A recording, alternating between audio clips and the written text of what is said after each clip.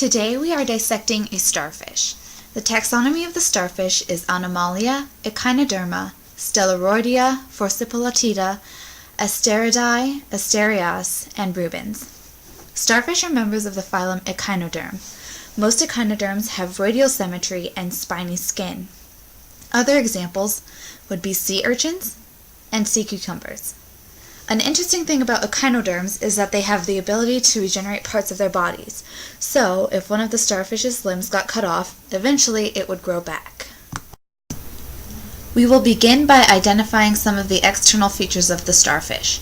Rather than having a posterior and anterior end, starfish have an aboral and oral side. This is a view of the oral side. This is where the mouth is located. You can also see the spines on the skin.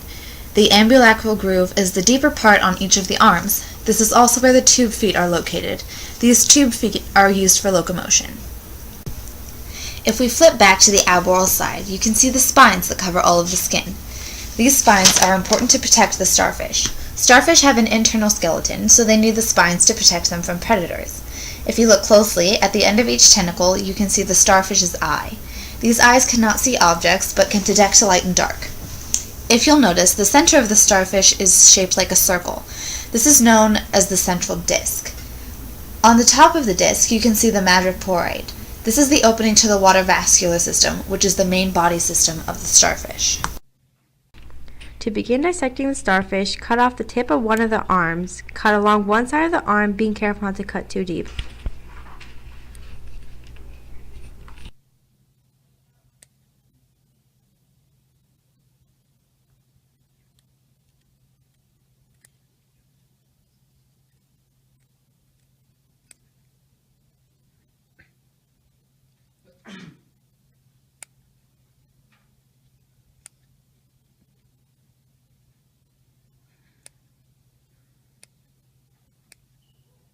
Then begin cutting around the central disc.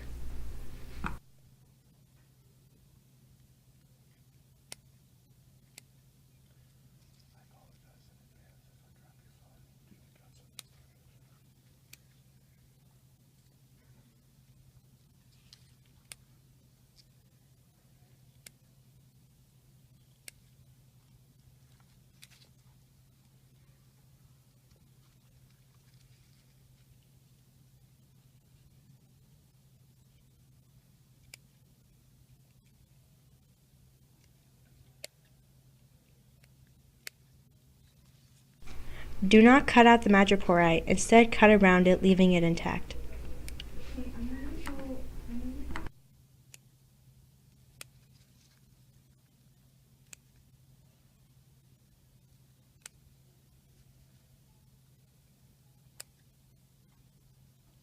Then cut down the other side of the arm and peel back the skin.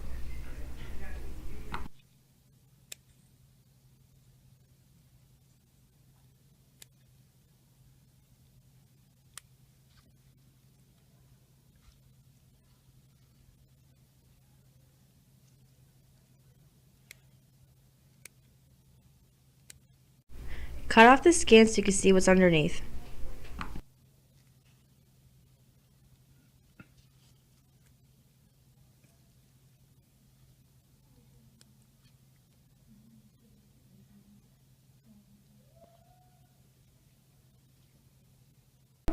Sometimes you'll be left with what looks like brown mush. This is actually digestive material. Pull this out so you can see what else is in the starfish's arm.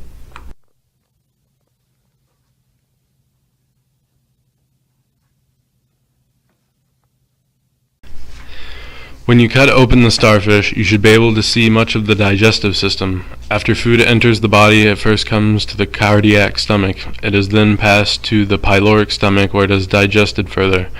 Nutrients are absorbed by the pyloric duct or ceca. Waste goes through the rectal cecum, where it is disposed of through the anus. When you remove the digestive material from the arm, you can see a transparent, bubbly-looking substance. These are the starfish's gonads. All starfish are either male or female and reproduce sexually. The females release their eggs into the water, and the males release their sperm, fertilizing the eggs. Next, we will look at the nervous system. Starfish have a very simple nervous system. The ring canal goes around the central disc. Extending down each arm is the ambulacral ridge.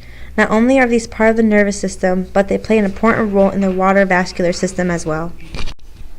The water vascular system is the main body system of the starfish. It helps with locomotion, respiration, and food and waste transportation. All echinoderms have this system. In starfish, water enters through the madreporite. The water then goes through the stone canal and into the ring canal. The water is then extended down the ambulacral grooves in each arm.